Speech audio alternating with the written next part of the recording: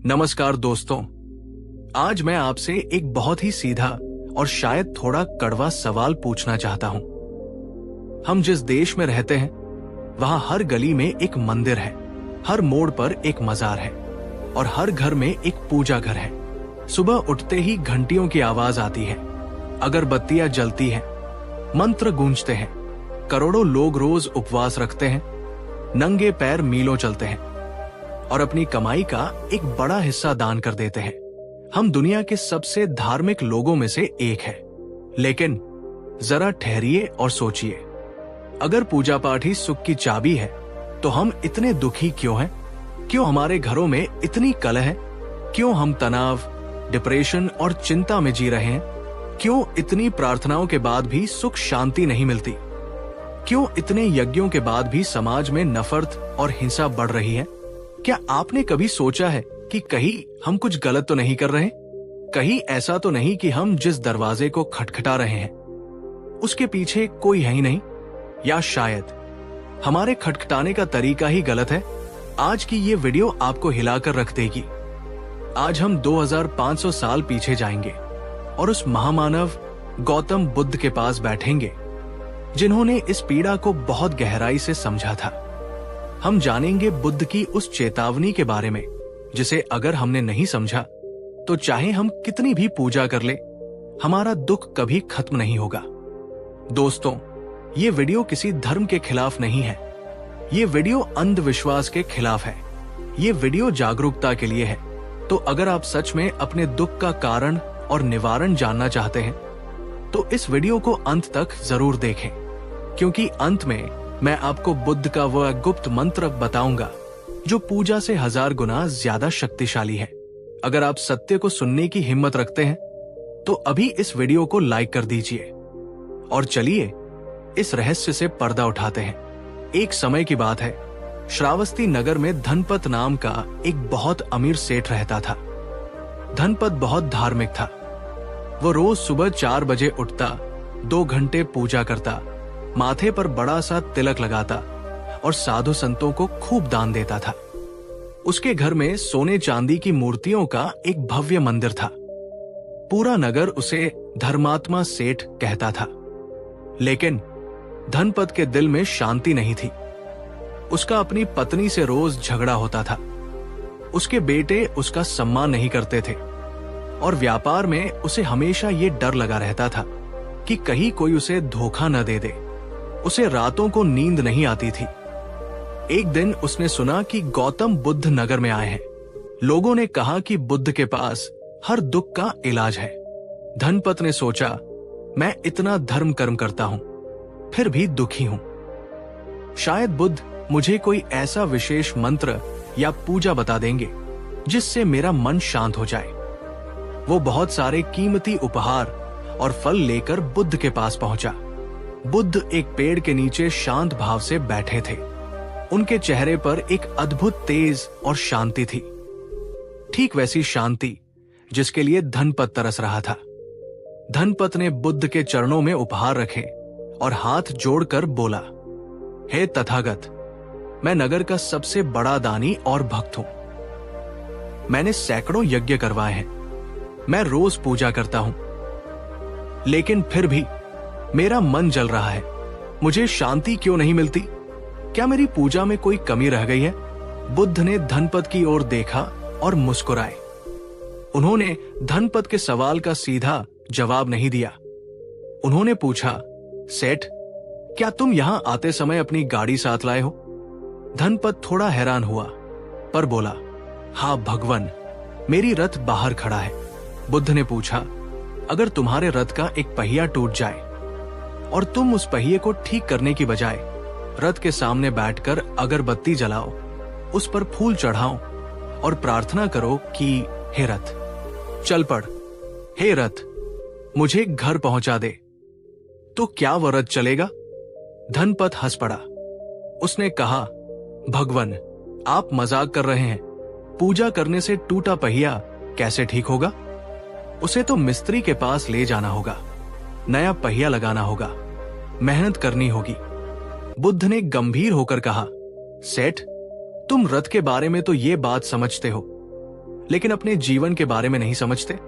बुद्ध ने आगे समझाया, तुम्हारा जीवन भी एक रथ है और तुम्हारे दुख का कारण यह है कि तुम्हारे जीवन का पहिया आचरण टूटा हुआ है। तुम घर में क्रोध करते हो, व्यापार में लोभ करते हो और मन में ईर्ष्या रखते हो।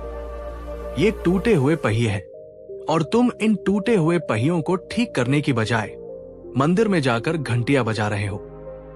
बताओ, इससे रथ कैसे चलेगा? इससे दुख कैसे मिटेगा? ये सुनकर धनपत सन्न रह गया। उसे लगा जैसे किसी ने उसकी नींद तोड़ दी हो। दोस्तों, क्या हम भी धनपत सेठ की तरह नहीं हैं? हम अपने रिश्तों को सुधारने की बजाय, अपने गुस्से को काबू करने की बजाय बस भगवान से प्रार्थना करते हैं कि सब ठीक कर दो। क्या आपको लगता है कि बिना अपनी आदतों को बदले सिर्फ पूजा करने से सब ठीक हो सकता है? कमेंट में हाँ या नहीं का लिखकर अपनी राय दे। बुद्ध ने उस दिन धनपत और वहां मौजूद सभी लोगों को एक बहुत गहरी बात समझाई। उन्होंने बताया कि लोग पूजा क्यों करते हैं और वो काम क्यों नहीं करती। बुद्ध ने कहा, ज्यादातर लोग पूजा को एक सौदा, बिजनेस समझते हैं और धर्म को एक बीमा, इंश्योरेंस। लोग सोचते हैं, हे ईश्वर, मैंने तुम्हें नारियल चढ़ाया है, अब तुम मेरा काम करवा दो। मैंने 100 रुपए दान किए हैं, अब तुम मुझे 1000 का फायदा करा दो। ये भक्ति नहीं है, ये व्यापार है। आप भगवान को रिश्वत देने की कोशिश कर रहे हैं और जब वो काम नहीं होता तो लोग भगवान बदल लेते हैं। इस मंदिर में कुछ नहीं हुआ, चलो उस दरगाह पर चलते हैं। बुद्ध ने कहा, दुख का कारण तुम्हारी इच्छाएं, तृष्णा है और तुम पूजा भी अपनी इच्छाओं को पूरा करने के लिए ही कर रहे हो। तो पूजा से दुख कैसे मिटेगा? तुम तो आग में और घी डाल रहे हो। बुद्ध ने एक और कड़वा सच बताया। उन्होंने कहा, कई बार लोग पूजा को एक पलायन, एस्केप की तरह इस्तेमाल करते हैं। जब जीवन की जिम्मेदारियां भारी लगती हैं, जब रिश्तों में खटास आती है, जब खुद को बदलने की मेहनत मुश्किल लगती है, तो इंसान मंदिर में जाकर छिप जाता है। उसे लगता है कि वहां थोड़ी देर बैठकर उसे शांति मिल जाएगी। लेकिन ये शांति नकली है। ये वैसी ही शांति है जैसे कोई शराब पीकर थोड़ी देर के लिए अपने गम भूल जाए। नशा उतरते ही दुख वापस आ जाता है। मंदिर से बाहर आते ही वही दुनिया, वही समस्याएं फिर सामने खड़ी हो जाती है। बुद्ध ने चेतावनी दी, अगर तुम मंदिर में जाकर अपने जूते बाहर उतारते हो, लेकिन अपना अहंकार, अपना गुस्सा और अपनी चालाकी साथ लेकर अंदर जाते हो, तो तुम्हारा मंदिर जाना व्यर्थ है। भगवान मूर्तियों में नहीं, तुम्हारे आचरण में बसता है। दोस्तों, ये बात कितनी सच है। हम देखते हैं कि लोग मंदिरों में घंटों लाइन में लगते हैं, धक्का मुक्की करते हैं, एक दूसरे को गाली देते हैं, सिर्फ भगवान के दर्शन करने के लिए। क्या उस भगवान को ऐसे दर्शन चाहिए? क्या वो भगवान उस धक्का मुक्की और गुस्से से खुश होगा? हम सत्यनारायण की कथा सुनते हैं, लेकिन बाहर निकलकर असत्य बोलते हैं। हम लक्ष्मी की पूजा करते हैं, लेकिन घर की बहु बेटियों का अपमान करते हैं। हम शिव का अभिषेक करते हैं, लेकिन अपने शरीर, जो शिव का मंदिर है, में नशा और गंदगी भरते हैं। यही वो पाखंड है जिसके कारण रोज पूजा करने के बाद भी हम दुखी हैं। तो फिर सही रास्ता क्या है? अगर पूजा से दुख नहीं मिटता तो क्या करें? क्या नास्तिक बन जाएं? नहीं, बुद्ध ने कभी नास्तिक बनने को नहीं कहा। उन्होंने बस पूजा की परिभाषा बदल दी। बुद्ध ने कहा, असली पूजा फूल चढ़ाना नहीं है, असली पूजा है अपने भीतर के फूल को खिलाना। धनपत सेठ ने पूछा, तथागत, तो मैं क्या करूं? क्या पूजा छोड़ दूं? बुद्ध ने कहा, सेठ, पूजा छोड़ो मत, लेकिन पूजा को बदलो। कर्मकांड से कर्म की ओर बढ़ो। बुद्ध ने उसे 3 मंत्र दिए जो किसी भी वैदिक मंत्र से ज्यादा शक्तिशाली थे। 1. शील। सबसे पहली पूजा यह है कि तुम किसी को दुख न पहुंचाओ, न अपनी वाणी से, न अपने कर्म से। झूठ बोलना बंद करो, धोखा देना बंद करो, क्रोध करना बंद करो।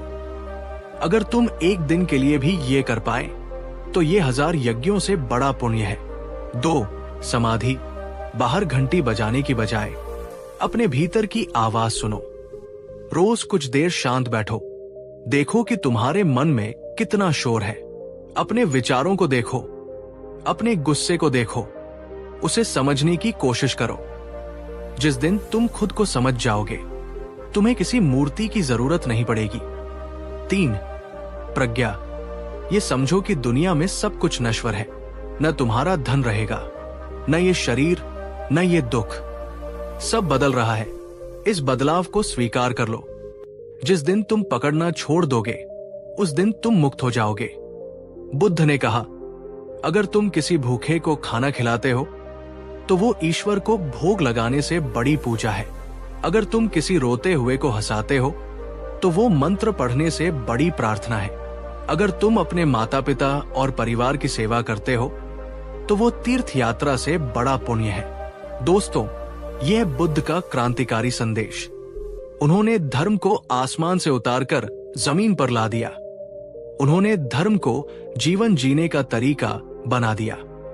सोचिए, अगर हम सब सिर्फ इतना कर लें कि हम झूठ नहीं बोलेंगे, हम किसी का दिल नहीं दुखाएंगे और हम ईमानदारी से अपना काम करेंगे, तो क्या हमें किसी और पूजा की जरूरत पड़ेगी? हमारा पूरा जीवन ही एक पूजा बन जाएगा। क्या आपने कभी महसूस किया है कि किसी की मदद करने के बाद जो खुशी मिलती है वो मंदिर में मन्नत मांगने से मिलने वाली खुशी से ज्यादा गहरी होती है? अपने अनुभव कमेंट में शेयर करें। बुद्ध की बातों ने धनपत के दिल पर गहरा असर किया। उसे समझ आ गया कि वो अब तक सिर्फ दिखावा कर रहा था। उसने घर जाकर सबसे पहले अपनी पत्नी और बच्चों से माफी मांगी कि वो उन पर बेवजह गुस्सा करता था। उसने अपने व्यापार में ईमानदारी बरतने की कसम खाई। उसने तय किया कि वो अब मुनाफा कम कमाएगा, लेकिन झूठ नहीं बोलेगा। उसने अपने घर के मंदिर को नहीं तोड़ा, लेकिन अब वो वहां सिर्फ फूल चढ़ाने नहीं जाता था। अब वो वहां बैठकर ध्यान करता था। वो अपने मन की गंदगी को साफ करने की कोशिश करता था। धीरे धीरे चमत्कार हुआ। उसके घर के झगड़े खत्म हो गए। उसके बेटे उसका सम्मान करने लगे।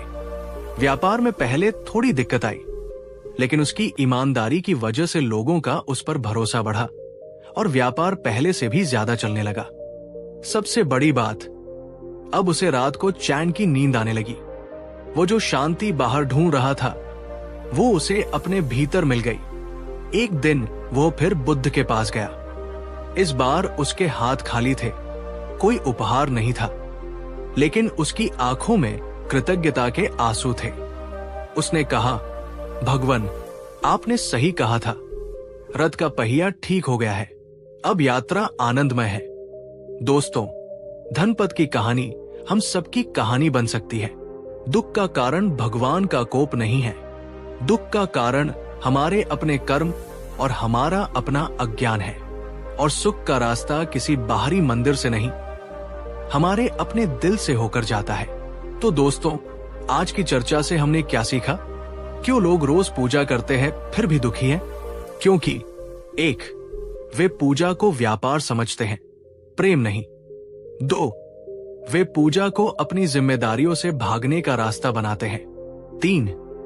वे बाहरी सफाई करते हैं, लेकिन भीतरी सफाई नहीं करते। 4. वे सोचते हैं कि भगवान को खुश करके वे अपने बुरे कर्मों के परिणाम से बच जाएंगे, जो असंभव है। बुद्ध की चेतावनी आज भी उतनी ही प्रासंगिक है। न तो आकाश में, न समुद्र के बीच में, और न ही पहाड़ों की गुफाओं में। दुनिया में ऐसी कोई जगह नहीं है जहां जाकर इंसान अपने बुरे कर्मों से बच सके, और न ही ऐसी कोई जगह है जहां अच्छे कर्मों का फल उसे न मिले।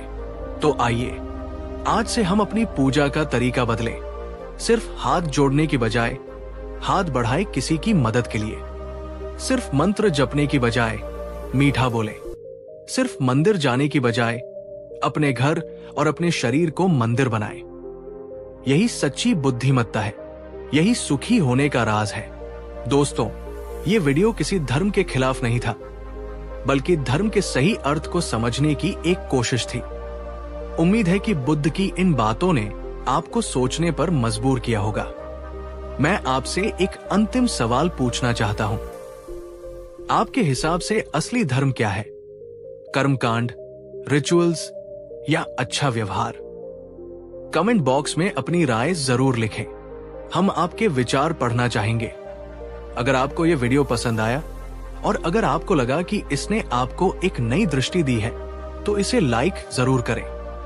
इस वीडियो को अपने परिवार और दोस्तों के साथ शेयर करें। शायद किसी दुखी इंसान को इससे सही रास्ता मिल जाए। और अगर आप ऐसी ही ज्ञानवर्धक और जीवन बदलने वाली कहानियां सुनना चाहते हैं, तो हमारे चैनल को सब्सक्राइब करना न भूलें। अगले वीडियो में हम जानेंगे बुद्ध के अनुसार गुस्से को हमेशा के लिए कैसे खत्म करें। तब तक के लिए अपना ध्यान रखें और अपने कर्मों को ही अपनी पूजा बनाएं। नमो बुद्धाय। पिछले भाग में हमने समझा कि क्यों रोज पूजा करने के बाद भी लोग दुखी रहते हैं। हमने देखा कि कैसे हम पूजा को एक सौदा बना लेते हैं। लेकिन आज हम इस घाव को थोड़ा और कुरेदेंगे। आज हम पूजा के उस स्याह पक्ष, डार्क साइड की बात करेंगे, जिसके बारे में बात करने से लोग डरते हैं।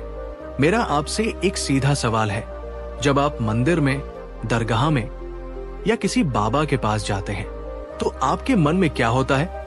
प्रेम या डर? जरा सोचिए। हम शनिदेव की पूजा क्यों करते हैं? क्योंकि हमें उनसे प्रेम है, या इसलिए कि हमें उनकी साढ़े साती से डर लगता है? हम व्रत क्यों रखते हैं? इसलिए कि हमें ईश्वर की याद आती है, या इसलिए कि हमें डर है कि अगर व्रत नहीं रखा तो घर में कोई अनहोनी हो जाएगी?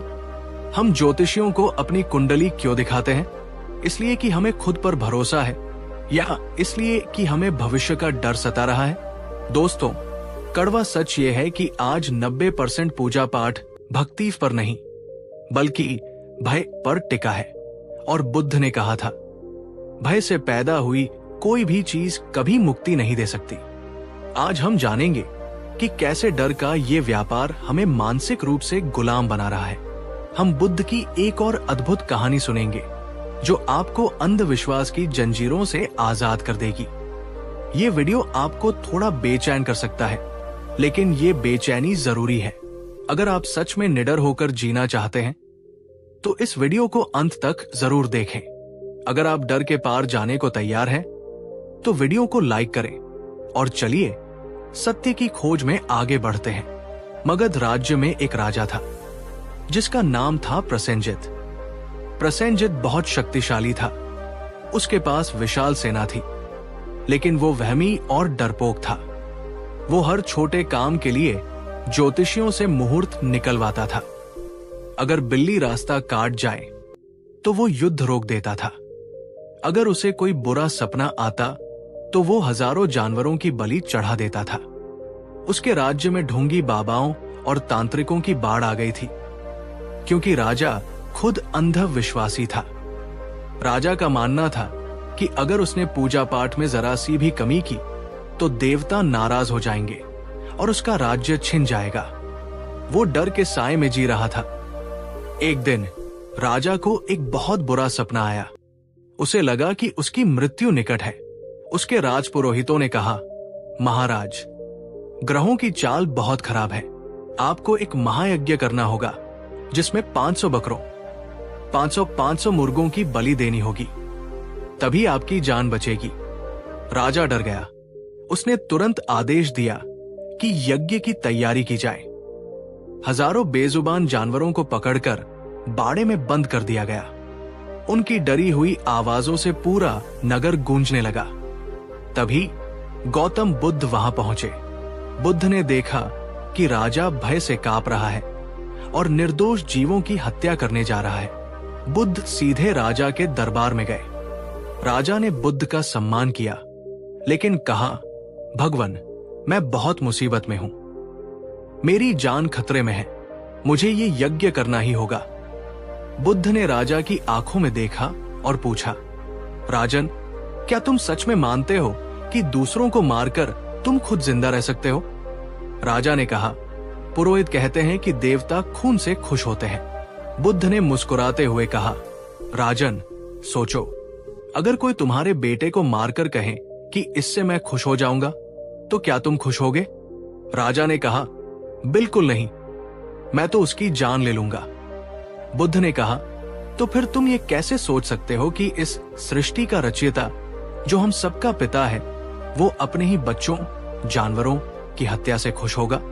क्या देवता राक्षसों से भी बदतर हैं? बुद्ध ने आगे कहा, ये धर्म नहीं राजन, ये तुम्हारा डर है, और इन पुरोहितों ने तुम्हारे डर को अपना व्यापार बना लिया है। राजा थोड़ा हिचकिचाया। उसने कहा, लेकिन भगवान, अगर मैंने पूजा नहीं की तो मेरा क्या होगा? मुझे बुरे सपने आते हैं। बुद्ध ने कहा, आओ, मैं तुम्हें असली सुरक्षा देता हूं। बुद्ध राजा को यज्ञशाला में ले गए जहां जानवर बंधे थे। उन्होंने एक बकरी के बच्चे को अपनी गोद में उठाया और राजा से कहा, राजन, देखो, ये भी तुम्हारी तरह ही अपनी जान से प्यार करता है। ये भी डर रहा है। अगर तुम इसके डर को समझ सको और इसे अभयदान, जीवन दे सको, तो जो खुशी और आशीर्वाद तुम्हें मिलेगा वो हजारों यज्ञों से बड़ा होगा। बुद्ध ने एक ऐसा तर्क दिया जिसने राजा के अंधविश्वास की जड़ काट दी। उन्होंने कहा, अगर बलि देने से स्वर्ग मिलता तो ये पुरोहित अपनी बलि क्यों नहीं देते? वे जानवरों को ही क्यों चुनते हैं? राजन, निर्दोष को मारकर कोई भी पुण्य नहीं कमा सकता। राजा की आंखों से पट्टी हट गई। उसने यज्ञ रोक दिया। उसने सभी जानवरों को आजाद कर दिया। और चमत्कार देखिए, जानवरों को आजाद करते ही राजा के मन का भारीपन चला गया। उसे लगा जैसे उसने मृत्यु को हरा दिया है। जो सुरक्षा वो बलि में ढूंढ रहा था, वो उसे करुणा में मिल गई। दोस्तों, क्या हम भी राजा प्रसेनजित की तरह नहीं हैं? क्या हम भी किसी अनहोनी के डर से बेवजह के टोटके नहीं करते? क्या आपको लगता है कि भगवान को हमारे नारियल, चादर या बलि की जरूरत है, या उसे हमारे अच्छे कर्मों की जरूरत है? कमेंट में बताएं। बुद्ध ने उस दिन एक बहुत गहरा मनोवैज्ञानिक सत्य उजागर किया। उन्होंने बताया कि धर्म का बाजार डर पर कैसे चलता है। बुद्ध ने कहा, मनुष्य का सबसे आदिम, प्राइमल भाव भय है। उसे बीमारी का डर है, गरीबी का डर है, मृत्यु का डर है और नर्क का डर है। और चालाक लोग इसी डर का फायदा उठाते हैं। वे कहते हैं, तुम्हारे ऊपर शनि भारी है, ये अंगूठी पहन लो। तुम्हारे घर में वास्तु दोष है, ये दीवार तोड़ दो। पितृ दोष है, महंगी पूजा करवाओ। बुद्ध ने कहा, ये सब तुम्हें डराकर तुम्हारी जेब और तुम्हारी बुद्धि दोनों लूट रहे हैं। बुद्ध ने एक बहुत ही तार्किक बात कही। अगर कोई ग्रह इतना शक्तिशाली है कि वो तुम्हारा जीवन बदल सकता है, तो क्या वो तुम्हारे थोड़े से तेल या काले तिल से अपना रास्ता बदल लेगा? क्या ब्रह्मांड के नियम रिश्वत लेते हैं? बुद्ध ने हमें आत्मनिर्भर बनने को कहा, न कि भाग्य निर्भर। उन्होंने कहा कि अगर तुम आग में हाथ डालोगे तो वो जलेगा ही, चाहे तुम कितने भी ताबीज पहन लो। और अगर तुम आग से दूर रहोगे तो तुम सुरक्षित रहोगे, चाहे तुम्हारे ग्रह कितने भी खराब क्यों न हो। कर्म ही असली ग्रह है, विवेक ही असली ताबीज है। दोस्तों, आज हमारे टीवी चैनल्स, अखबार और सोशल मीडिया ऐसे विज्ञापनों से भरे पड़े हैं। 24 घंटे में समस्या का समाधान, खोया प्यार वापस पाए, दुश्मन से छुटकारा पाए।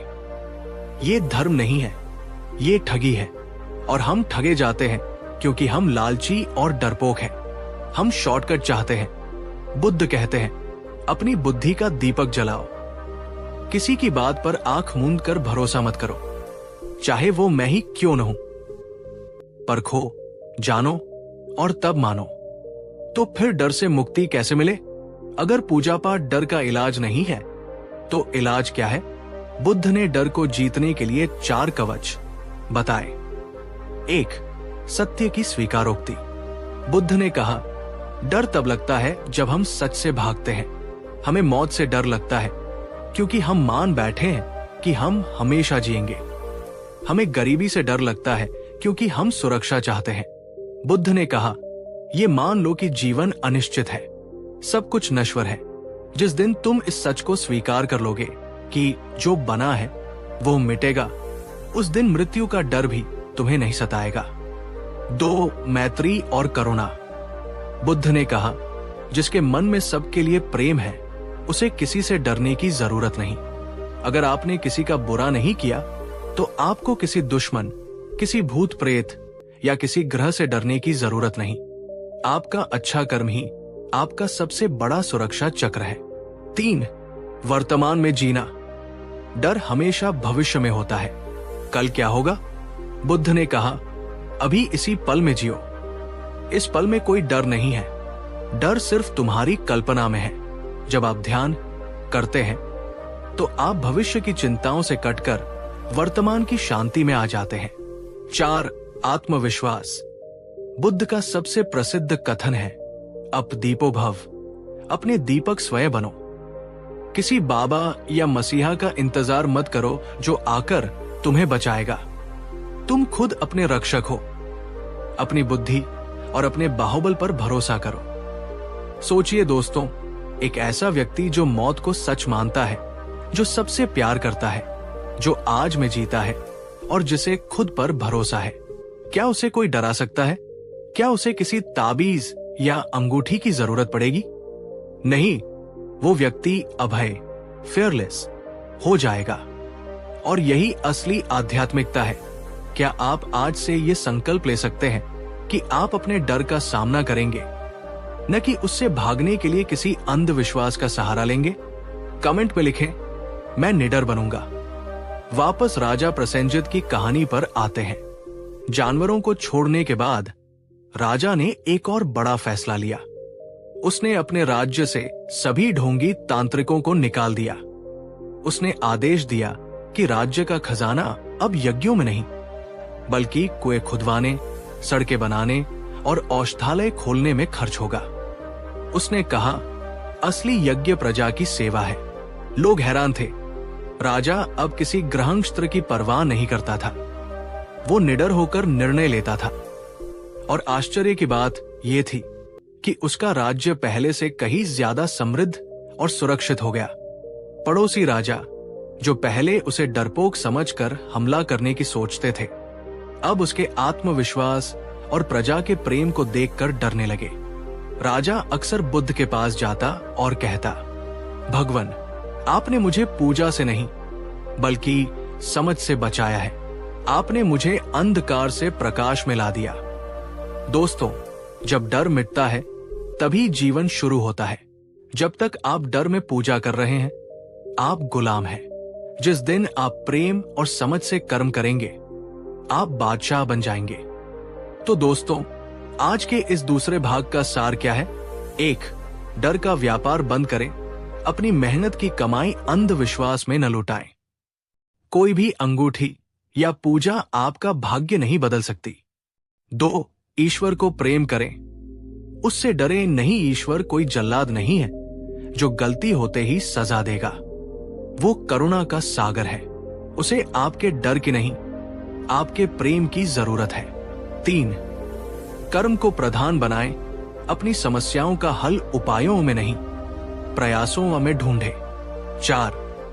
निडर बने, सत्य को स्वीकारें और खुद पर भरोसा रखें। बुद्ध ने कहा था, जैसे एक मजबूत चट्टान हवा से नहीं हिलती, वैसे ही बुद्धिमान व्यक्ति प्रशंसा या आरोप, लाभ या हानि, सुख या दुख के बीच नहीं डगमगाता। आइए हम भी उस चट्टान की तरह मजबूत बने। आइए हम एक वैज्ञानिक और तार्किक आध्यात्मिकता की ओर बढ़ें। दोस्तों, ये वीडियो किसी की आस्था का अपमान नहीं, बल्कि अंधविश्वास के खिलाफ एक जगाने वाली घंटी थी। हमें उम्मीद है कि बुद्ध की ये बातें आपके जीवन में एक नया सवेरा लाएंगी। मैं आपसे एक अंतिम सवाल पूछता हूं, क्या आप अपनी अगली समस्या आने पर किसी ज्योतिषी के पास जाएंगे या खुद उसका समाधान ढूंढेंगे? हमें कमेंट में अपना जवाब जरूर दें। अगर आपको ये वीडियो साहसी और सच्चा लगा तो इसे लाइक करें। इस वीडियो को हर उस व्यक्ति के साथ शेयर करें जो डर और वहम में जी रहा है। आप किसी की जिंदगी बदल सकते हैं। और ऐसे ही जीवन परिवर्तक वीडियो देखने के लिए हमारे चैनल को अभी सब्सक्राइब करें। अगले भाग में हम जानेंगे बुद्ध के अनुसार रिश्तों में दुख क्यों मिलता है और सच्चा प्रेम क्या है। तब तक के लिए डर छोड़े, सत्य चुने। नमो बुद्धाय। हमने बात की कि पूजा व्यापार नहीं होनी चाहिए। हमने बात की कि पूजा डर पर नहीं टिकी होनी चाहिए। लेकिन एक सवाल अभी भी बाकी है। अगर मंदिर में भगवान नहीं मिलते, अगर कर्मकांडों में शांति नहीं मिलती, तो फिर भगवान मिलते कहाँ हैं? हम सबने कस्तूरी मृग की कहानी सुनी है, जो पूरी दुनिया में सुगंध ढूंढता फिरता है, जबकि कस्तूरी उसकी अपनी नाभि में होती है। हम भी उसी मृग की तरह हैं। हम 4 धाम की यात्रा करते हैं, 12 ज्योतिर्लिंग जाते हैं, हज पर जाते हैं, सिर्फ उस एक सत्य को पाने के लिए जिसे हम ईश्वर, अल्लाह, गॉड या शांति कहते हैं। लेकिन क्या कभी आपने सोचा है कि बुद्ध, जिन्होंने अपना राजमहल त्यागा, जंगल गए, तपस्या की, उन्होंने अंत में क्या पाया? उन्होंने पाया कि जिसे वो बाहर खोज रहे थे, वो तो हमेशा से उनके भीतर ही मौजूद था। आज के इस वीडियो में हम बाहरी पूजा से भीतरी पूजा की यात्रा करेंगे। हम बुद्ध की वो विधि जानेंगे जिससे आप अपने घर में बैठे बैठे, बिना किसी खर्च के, बिना किसी आडंबर के, उस परम सत्य का अनुभव कर सकते हैं। ये वीडियो आपकी आध्यात्मिक यात्रा का मोड़ हो सकता है। इसे सिर्फ कानों से नहीं, दिल से सुनिएगा। अगर आप अपने भीतर के ईश्वर से मिलने को तैयार हैं, तो वीडियो को लाइक करें और एक गहरी सांस लें। चलिए अपनी रूह की गहराइयों में उतरते हैं। एक बहुत प्रसिद्ध बौद्ध कथा है। एक गांव के बाहर एक भिखारी रहता था। वो पिछले 30 सालों से एक ही जगह एक पुराने लकड़ी के संदूक, बॉक्स पर बैठकर भीख मांगता था। जो भी वहां से गुजरता, वो अपना कटोरा आगे कर देता और कहता, बाबूजी, कुछ दे दो, मैं बहुत गरीब हूं। एक दिन गौतम बुद्ध वहां से गुजरे। भिखारी ने उन्हें देखा और अपनी आदत के अनुसार कटोरा आगे कर दिया। महाराज, कुछ दे दो। बुद्ध रुके।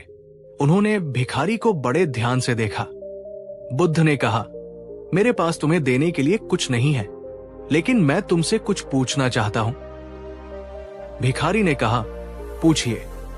बुद्ध ने उस पुराने लकड़ी के संदूक की ओर इशारा किया जिस पर भिखारी बैठा था।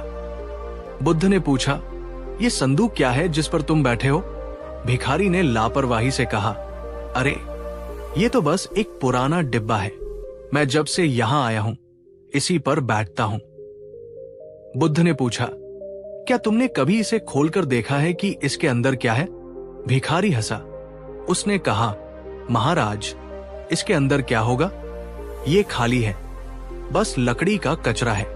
बुद्ध ने जोर देकर कहा, एक बार मेरे कहने पर इसे खोलकर तो देखो। भिखारी ने बेमन से संदूक का ढक्कन खोलने की कोशिश की। ढक्कन जाम हो चुका था। उसने थोड़ी ताकत लगाई। ढक्कन चरमराकर खुल गया और जैसे ही ढक्कन खुला, भिखारी की आंखें फटी की फटी रह गई। वो संदूक सोने के सिक्कों, हीरों और जवाहरातों से भरा हुआ था। वो भिखारी जो 30 साल से पाई पाई के लिए भीख मांग रहा था, वो दरअसल एक अरबती था। वो जिस खजाने पर बैठा था उसी से अनजान था। बुद्ध ने उस रोते हुए भिखारी से कहा, मित्र, तुम उस भिखारी की तरह हो और ये पूरी दुनिया भी उसी भिखारी की तरह है। तुम बाहर कटोरा लेकर भीख मांग रहे हो। थोड़ी खुशी दे दो, थोड़ी शांति दे दो, भगवान दे दो। जबकि जिस खजाने को तुम खोज रहे हो, वो जिस पर तुम बैठे हो, तुम्हारा अपना हृदय उसी के भीतर है। बुद्ध ने कहा, तुम गरीब नहीं हो, तुम बस अनजान हो। तुम्हें बाहर से कुछ नहीं चाहिए, तुम्हें बस अपने भीतर का ढक्कन खोलना है। दोस्तों, क्या हम भी उस भिखारी की तरह नहीं हैं? हम खुशी के लिए दूसरों पर, वस्तुओं पर और मंदिरों पर निर्भर हैं। क्या आपको कभी ऐसा लगा है कि सब कुछ पाने के बाद भी एक खालीपन है? वो खालीपन इसलिए है क्योंकि हमने अपना संदूक अभी तक नहीं खोला है। बुद्ध ने उस दिन अपने शिष्यों को समझाया कि इंसान भीतरी पूजा क्यों नहीं करता, वो बाहर क्यों भटकता है। बुद्ध ने 3 कारण बताए। 1. मन का स्वभाव। हमारा मन एक बंदर की तरह है। ये हमेशा बाहर की दुनिया में उलझा रहता है। इसे रंग, रूप, आवाज और स्वाद चाहिए। भीतर जाना इसे बोरिंग लगता है, इसलिए ध्यान करना मुश्किल लगता है।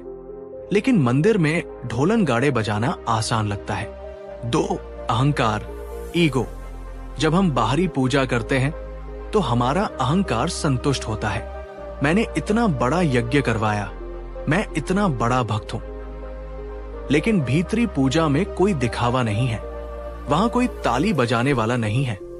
वहां हमें अपने अहंकार को मारना पड़ता है, और अहंकार मरना नहीं चाहता। 3. धूल भरी परतें। बुद्ध ने कहा, हमारा मन उस आईने की तरह है जिस पर जन्मों जन्मों की धूल, इच्छाएं, क्रोध, मोह जमी है। इसलिए हमें अपना असली चेहरा, ईश्वर, दिखाई नहीं देता।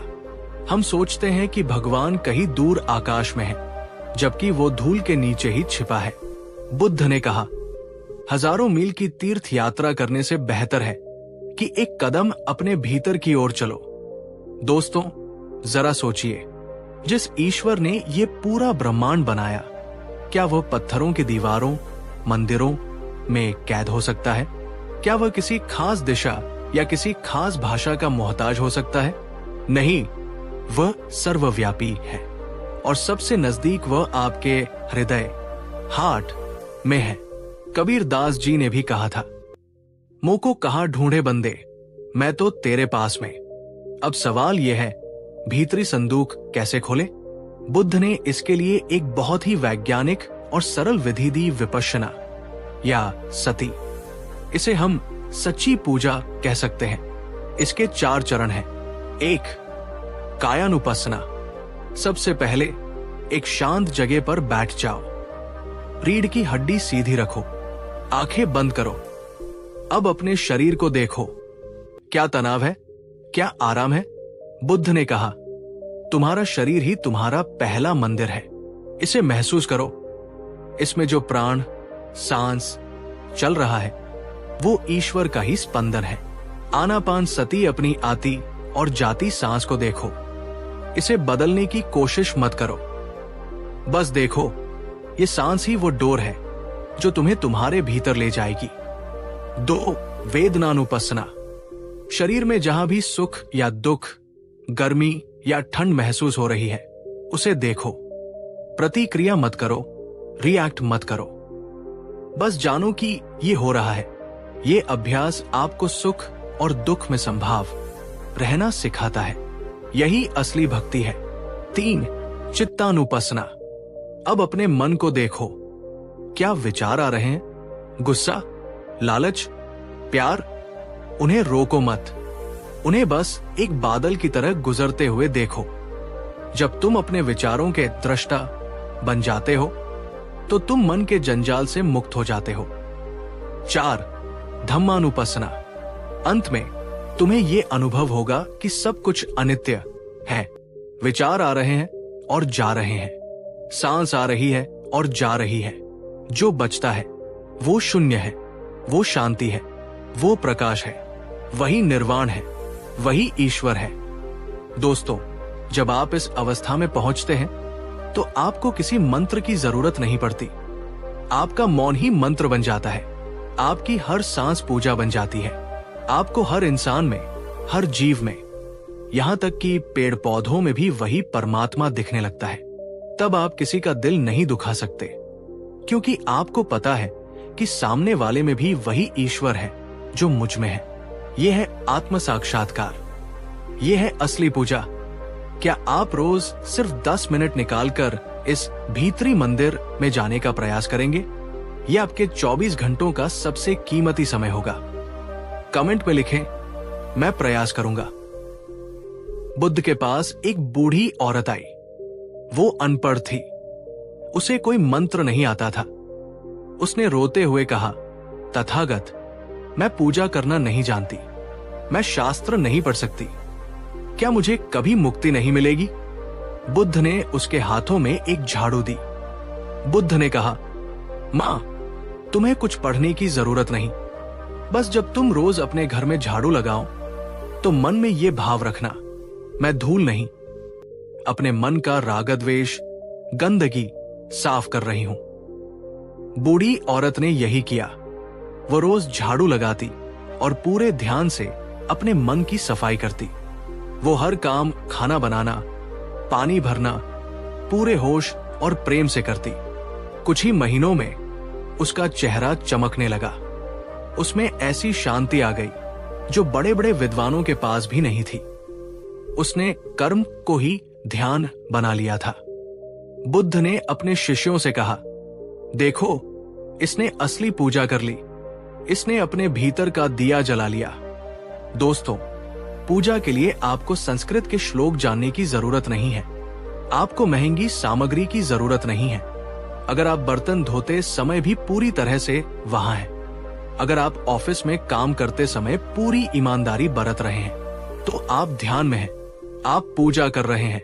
तो दोस्तों, हमारी इस पूजा पाठ की 3 भागों की यात्रा का निचोड़ क्या है? 1, पूजा व्यापार नहीं है, भगवान से सौदेबाजी बंद करें। भक्ति निस्वार्थ होनी चाहिए। 2, पूजा डर नहीं है, अंधविश्वास और ज्योतिष के चक्कर में अपनी शक्ति न खोए, निडर बने। 3, पूजा बाहर नहीं है, असली मंदिर आपका हृदय है और असली मूर्ति आपकी आत्मा है। बुद्ध का अंतिम संदेश याद रखें, अब दीपो भव, अपना दीपक स्वयं बनो। किसी और की रोशनी में मत चलो, अपनी भीतरी रोशनी को जलाओ। जब तुम जाग जाओगे तो तुम पाओगे कि जिस भगवान को तुम पूरी दुनिया में ढूंढ रहे थे, वो तो हर पल तुम्हारे साथ ही था।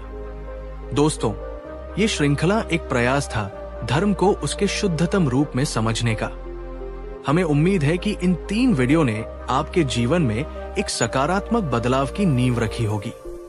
मैं आपसे एक वादा चाहता हूं, आज से आप पूजा के नाम पर डरेंगे नहीं, बल्कि प्रेम और ध्यान का रास्ता चुनेंगे। अगर आप ये वादा करते हैं तो कमेंट में लिखें, अब दीपो भव। हमने जाना कि पूजा कोई व्यापार नहीं है, हमने जाना कि पूजा डर नहीं है, और हमने जाना कि असली मंदिर हमारे भीतर है। लेकिन अब आप मुझसे एक सवाल पूछ सकते हैं। हम गृहस्थ हैं, हमारे पास नौकरी है, परिवार है, जिम्मेदारियां हैं। हम साधु बनकर जंगल में ध्यान नहीं कर सकते। हम घंटों बैठकर आंखें बंद नहीं रख सकते। तो क्या हमारे लिए ईश्वर को पाना संभव नहीं है? दोस्तों, आज का वीडियो इसी सवाल का जवाब है। आज मैं आपको बुद्ध का वो जादुई रास्ता बताऊंगा जिससे आप खाते पीते, चलते फिरते, काम करते हुए, यहां तक कि सोते हुए भी पूजा कर सकते हैं। जी हां, बुद्ध ने कहा था, ध्यान वह नहीं जो तुम करते हो, ध्यान वह है जो तुम जीते हो। आज हम जानेंगे कि कैसे अपने बोरिंग काम को इबादत में बदला जा सकता है, कैसे अपनी रसोई को मंदिर और अपने ऑफिस को आश्रम बनाया जा सकता है। ये वीडियो उन सभी लोगों के लिए है जो कहते हैं, मेरे पास पूजा के लिए टाइम नहीं है। इस वीडियो के बाद आपका हर पल पूजा बन जाएगा। तो अगर आप अपनी जिंदगी को एक उत्सव बनाने के लिए तैयार हैं, तो वीडियो को लाइक करें और चलिए इस अंतिम रहस्य को जानते हैं। बुद्ध के समय में एक बहुत प्रसिद्ध गणिका, नर्तकी थी, आम्रपाली। वो बहुत सुंदर थी, लेकिन समाज उसे हे दृष्टि से देखता था। लोग मानते थे कि वो पापी है और कभी मोक्ष नहीं पा सकती। दूसरी तरफ कई भिक्षु थे जो दिन रात जंगलों में तपस्या करते थे, मंत्र पढ़ते थे और खुद को बहुत पवित्र मानते थे। एक दिन बुद्ध वैशाली नगर आए। आम्रपाली ने बुद्ध को अपने घर भोजन पर आमंत्रित किया। सभी भिक्षु हैरान थे। बुद्ध एक पापी नर्तकी के घर कैसे जा सकते हैं? ये धर्म के खिलाफ है। लेकिन बुद्ध ने आम्रपाली का निमंत्रण स्वीकार किया। जब बुद्ध आम्रपाली के घर गए तो उन्होंने देखा कि आम्रपाली पूरी तल्लीनता से भोजन परोस रही थी। उसका पूरा ध्यान, पूरा प्रेम सिर्फ एक काम में था, सेवा।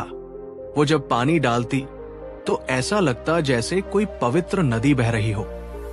जब वो थाली रखती तो ऐसा लगता जैसे कोई फूल चढ़ा रहा हो। उसकी आंखों में कोई वासना नहीं, कोई अहंकार नहीं, सिर्फ समर्पण था। दूसरी तरफ बुद्ध के साथ आए कुछ भिक्षु भोजन तो कर रहे थे, लेकिन उनका मन कहीं और था। कोई सोच रहा था ये खाना कितना स्वादिष्ट है, कोई सोच रहा था आम्रपाली कितनी सुंदर है, कोई सोच रहा था लोग क्या कहेंगे कि हम यहां खाना खा रहे हैं। भोजन के बाद बुद्ध ने एक चौंकाने वाली घोषणा की।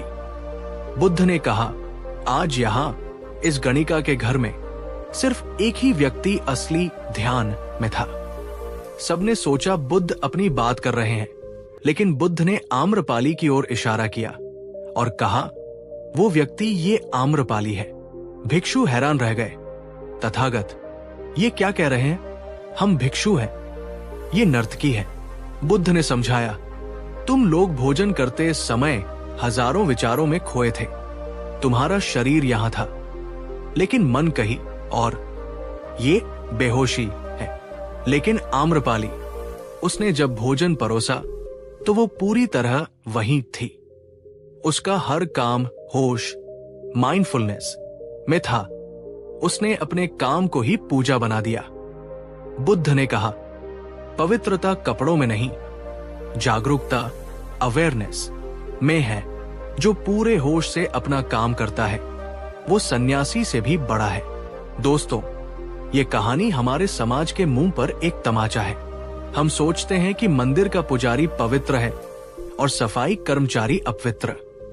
लेकिन बुद्ध कहते हैं, अगर पुजारी मंत्र पढ़ते समय पैसों के बारे में सोच रहा है तो वो व्यापारी है, और अगर सफाई कर्मचारी सफाई करते समय ये सोच रहा है कि मैं भगवान की सृष्टि को सुंदर बना रहा हूं, तो वो पुजारी है।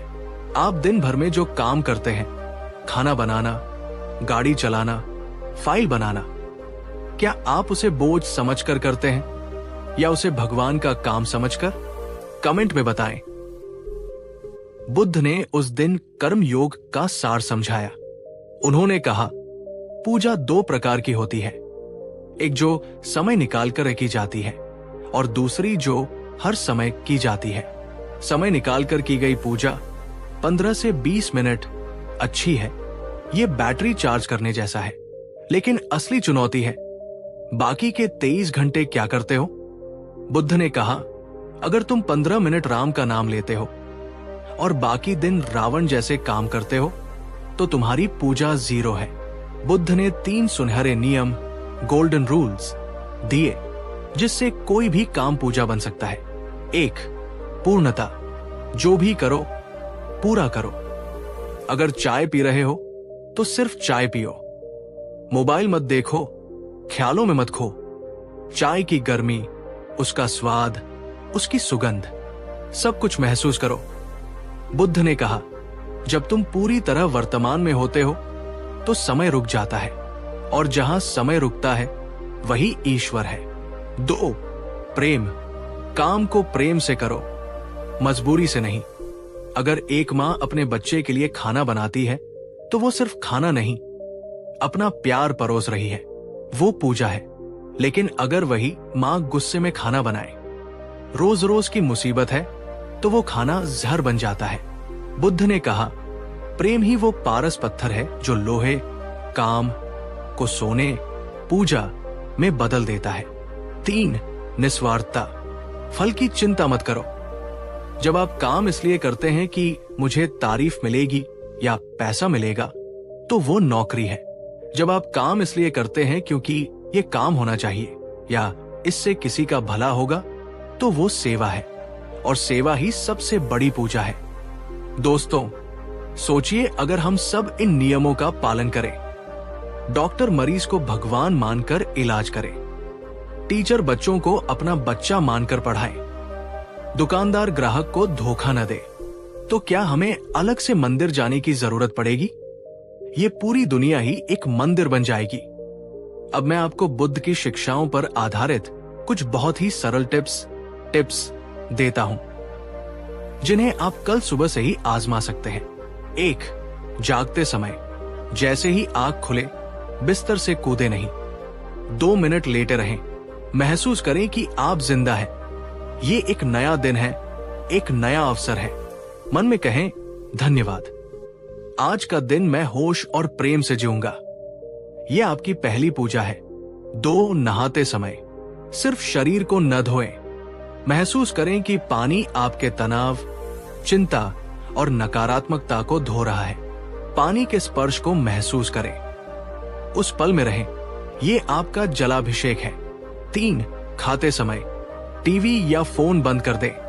भोजन को देखें, सोचें कि किसान ने, प्रकृति ने और पकाने वाले ने कितनी मेहनत की है। पहला निवाला कृतज्ञता, ग्रैटिट्यूड के साथ खाएं। स्वाद को महसूस करें, ये आपका प्रसाद है। 4 काम करते समय, जब आप ऑफिस में हो या घर का काम कर रहे हो तो उसे बोझ न समझें। सोचें कि ये काम मेरी साधना है, मैं इसे सर्वश्रेष्ठ तरीके से करूंगा। अगर कोई गुस्सा दिलाए तो लंबी सांस लें और मुस्कुराएं। ये आपका तप है। 5 सोते समय दिन भर की सारी चिंताओं को, सारी शिकायतों को एक पोटली में बांधें और मानसिक रूप से उसे ईश्वर या अस्तित्व को सौंप दें। माफ कर दे सबको और खुद को भी। खाली होकर सोएं, ये आपका समाधि है। दोस्तों, ये कोई मुश्किल काम नहीं है, बस अपनी नजर बदलनी है। जैसे ही नजर बदलती है, नजारे बदल जाते हैं। साधारण पानी चरणामृत बन जाता है, साधारण पत्थर मूर्ति बन जाता है और साधारण जीवन दिव्य बन जाता है। आपसे सवाल, इन 5 टिप्स में से कौन सा आपको सबसे अच्छा लगा और जिसे आप कल से शुरू करेंगे? कमेंट में नंबर लिखें, 1, 2, 3, 4 या 5। अंत में बुद्ध के जीवन का एक और प्रसंग। जब बुद्ध मृत्युशैया पर थे तो आनंद, उनका प्रिय शिष्य, रो रहा था। आनंद ने कहा, भगवान, आप जा रहे हैं, अब हम किसकी पूजा करेंगे? अब हमें प्रकाश कौन देगा? बुद्ध ने अपनी क्षीण आवाज में कहा, आनंद, मैंने तुम्हें यही तो सिखाया है कि पूजा किसी व्यक्ति की नहीं होती। बुद्ध ने एक सूखा पत्ता उठाया और कहा, आनंद, क्या तुम इस सूखे पत्ते में पूरे ब्रह्मांड को देख सकते हो? आनंद ने ध्यान से देखा। बुद्ध ने कहा, इस पत्ते में सूरज की धूप है, बादल का पानी है, जमीन की मिट्टी है और समय का चक्र है। पूरा ब्रह्मांड मिलकर इस एक पत्ते को बनाता है। अगर तुम इस पत्ते को सम्मान से देख सको तो तुमने पूरे ब्रह्मांड की पूजा कर ली। बुद्ध ने कहा, हर चीज में पवित्रता देखो, हर पल में दिव्यता देखो। यही मेरा अंतिम संदेश है। दोस्तों, बुद्ध हमें ये सीखा गए कि भगवान किसी 7वें आसमान पर नहीं बैठा है। वो एक बच्चे की मुस्कान में है, वो हवा के झोंके में है, वो आपके पसीने की बूंद में है और सबसे ज्यादा वो आपकी अपनी करुणा और होश में है। तो दोस्तों, ये थी हमारी 4 भागों की एक लंबी यात्रा। हमने शुरू किया था एक सवाल से, लोग पूजा करते हैं फिर भी दुखी क्यों हैं? और आज हम एक समाधान पर पहुंचे हैं। दुख तब मिटता है जब पूजा एक कर्मकांड नहीं बल्कि एक जीवन शैली बन जाती है। हमने सीखा, 1, पूजा सौदा नहीं, समर्पण है। 2, पूजा डर नहीं, निडरता है। 3, ईश्वर बाहर नहीं, भीतर है। 4, हर कर्म पूजा है, हर पल ध्यान है। आज से चलिए एक नई शुरुआत करते हैं। मंदिर जरूर जाएं, लेकिन वहां से शांति लेकर आएं, उसे वही छोड़कर ना आएं। मूर्तियां जरूर रखें, लेकिन असली भगवान को इंसानियत में देखें। मंत्र जरूर पढ़ें, लेकिन अपनी वाणी को भी मधुर बनाएं। बुद्ध का ये मार्ग न केवल आपको सुखी बनाएगा, बल्कि आपके आसपास की दुनिया को भी स्वर्ग बना देगा। दोस्तों, ये श्रृंखला मेरे दिल के बहुत करीब थी।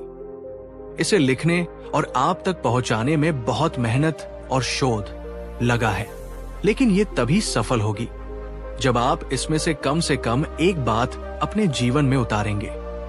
मैं आपसे एक अंतिम विनती करता हूं, क्या आप एक जागरूक, जीवन जीने का संकल्प लेते हैं? अगर हाँ, तो कमेंट बॉक्स में लिखें, नमो बुद्धाय को नमन करता हूं। हमारी पूजा पाठ श्रृंखला में आपका स्वागत है। आज मैं एक ऐसे सवाल को छूने जा रहा हूं जो हम सबके मन में कभी न कभी जरूर उठता है। हम पूजा करते हैं, व्रत रखते हैं, धागे बांधते हैं और फिर इंतजार करते हैं। किस बात का? एक चमत्कार का। हम सोचते हैं, काश अचानक कुछ ऐसा हो जाए कि मेरी सारी समस्याएं गायब हो जाएं। काश भगवान अपनी छड़ी घुमाए और मैं अमीर बन जाऊं। काश डॉक्टर ने जवाब दे दिया है, लेकिन कोई बाबाजी भभूति दे और मरीज ठीक हो जाए। लेकिन दोस्तों, कड़वा सच ये है, अक्सर वो चमत्कार नहीं होता, और जब जादू नहीं होता तो हमारा विश्वास टूटने लगता है। हम भगवान को कोसने लगते हैं। मैंने इतनी पूजा की, मुझे क्या मिला? आज हम जानेंगे कि गौतम बुद्ध ने चमत्कारों और सिद्धियों के बारे में क्या कहा था। क्या भगवान चमत्कार नहीं कर सकते, या वे करना नहीं चाहते, या फिर चमत्कार की हमारी परिभाषा ही गलत है? आज का वीडियो आपको अंधविश्वास के अंधेरे से निकालकर हकीकत की रोशनी में ला खड़ा करेगा। अगर आप झूठे दिलासों से थक चुके हैं और जीवन के ठोस सच को जानना चाहते हैं, तो ये वीडियो आपके लिए है। अगर आप सच्चाई का सामना करने की हिम्मत रखते हैं तो वीडियो को लाइक करें। चलिए भ्रम का पर्दा हटाते हैं। एक बार बुद्ध एक नदी के किनारे अपनी बारी का इंतजार कर रहे थे ताकि नाव से नदी पार कर सके। तभी वहां एक जटाधारी योगी आया। उसे अपनी शक्तियों पर बहुत घमंड था। उसने बुद्ध को पहचाना और सोचा कि आज इस सन्यासी को नीचा दिखाता हूं। योगी ने बुद्ध से पूछा, अरे तुम तो वही गौतम बुद्ध हो ना, जिसकी दुनिया इतनी तारीफ करती है? बुद्ध ने विनम्रता से सिर हिलाया। योगी हंसा और बोला, लोग तुम्हें ज्ञानी कहते हैं, लेकिन क्या तुम्हारे पास कोई शक्ति है? क्या तुम कोई चमत्कार दिखा सकते हो? बुद्ध ने शांत भाव से पूछा, मित्र तुम क्या कर सकते हो? योगी ने गर्व से अपनी छाती चौड़ी की और बोला, मैं पानी पर चल सकता हूं। मैंने 30 साल घोर तपस्या की है इस सिद्धि को पाने के लिए। देखो, योगी नदी की सतह पर ऐसे चला जैसे जमीन पर चल रहा हो। वो नदी के बीच गया, वापस आया और बुद्ध के सामने अकड़ कर खड़ा हो गया। उसने कहा, देखा, यह है असली शक्ति। क्या तुम ऐसा कर सकते हो? बुद्ध मुस्कुराए। तभी नाविक आ गया।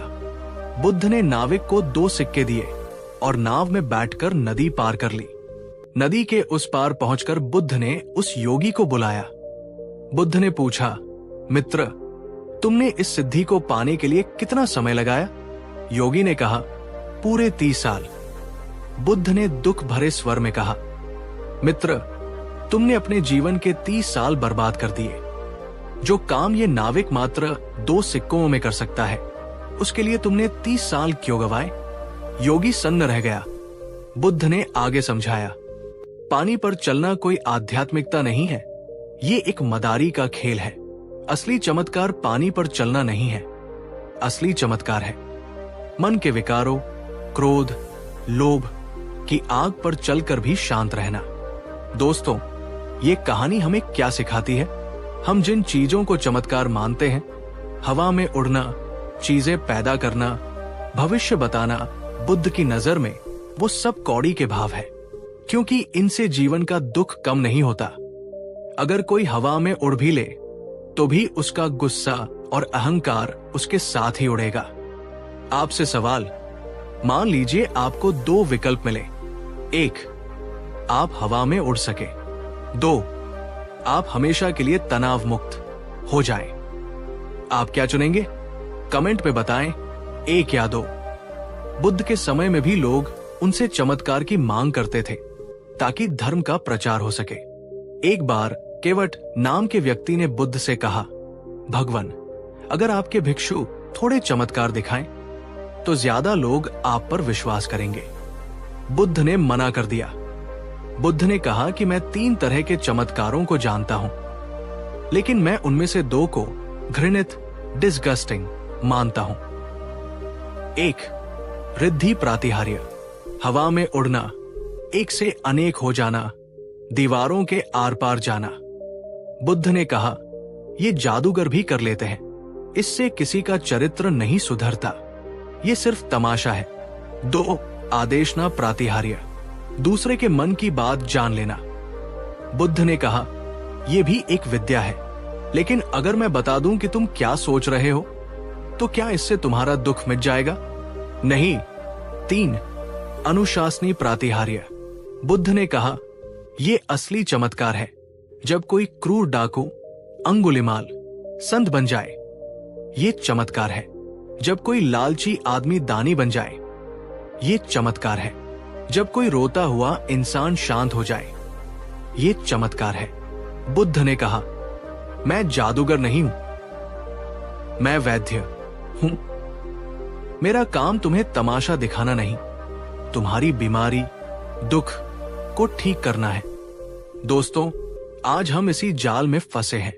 हम उन बाबाओं के पीछे भागते हैं जो भभूति निकालते हैं या जो दावा करते हैं कि वे भविष्य जानते हैं। हम सोचते हैं कि ये भगवान के करीब है, लेकिन बुद्ध कहते हैं, जो तुम्हें अपनी ओर आकर्षित करने के लिए जादू का सहारा ले, वो व्यापारी है, संत नहीं। असली गुरु वो है जो तुम्हारे स्वभाव को बदल दे, न कि तुम्हारे सामान को। अब आते हैं सबसे बड़े सवाल पर। हम प्रार्थना करते हैं, फिर भी भगवान चमत्कार करके सब ठीक क्यों नहीं करते? बुद्ध का दर्शन धम्म यानी प्रकृति का नियम है। बुद्ध कहते हैं कि ब्रह्मांड कुछ नियमों से चलता है और ईश्वर भी उन नियमों को नहीं तोड़ता। अगर आप जहर खाएंगे तो मौत होगी, ये नियम है, चाहे आप कितने भी बड़े भक्त क्यों न हो। जहर अमृत नहीं बनेगा। बुद्ध कहते हैं, अनहोनी होने की उम्मीद करना ही दुख का कारण है। लोग चाहते हैं वे पढ़ाई न करें पर पास हो जाएं, चमत्कार। वे जंक फूड खाएं पर बीमार न पड़े, चमत्कार। वे कड़वा बोले पर लोग उन्हें प्यार करें, चमत्कार। बुद्ध कहते हैं, जागो। ये संभव नहीं है। असली चमत्कार ये नहीं है कि नियम टूट जाएं। असली चमत्कार ये है कि आप नियमों को समझकर जीना शुरू कर दें। जब आप ये स्वीकार कर लेते हैं कि मृत्यु अटल है, बीमारी आ सकती है, कर्म का फल मिलेगा, तो आपके अंदर एक ऐसी शक्ति आ जाती है कि आप बड़े से बड़े दुख में भी मुस्कुरा सकते हैं। दुख में मुस्कुराना, इससे बड़ा चमत्कार दुनिया में कोई नहीं है। आपसे सवाल, क्या आपने कभी देखा है कि कोई व्यक्ति बहुत बड़ी मुसीबत में भी शांत और स्थिर खड़ा है? क्या आपको ये किसी जादू से कम लगता है? अपने विचार कमेंट में लिखें। ये कहानी आपने सुनी होगी, लेकिन आज इसे चमत्कार के नजरिए से देखिए। किसा गौतमी का बेटा मर गया।